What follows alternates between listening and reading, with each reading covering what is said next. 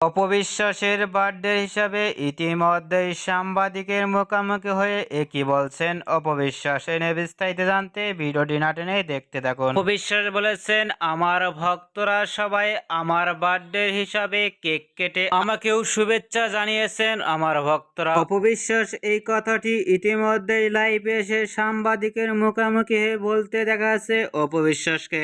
অনেক ভক্তরাই অপবিশ্বাসের বার্থডের কেক শুভেচ্ছা জানিয়েছেন ও ভালোবাসা দিয়েছেন অপবিশ্বাসকে। অপবিশ্বাসের এই বার্থডের দিনটি অনেকটাই আনন্দের দিন।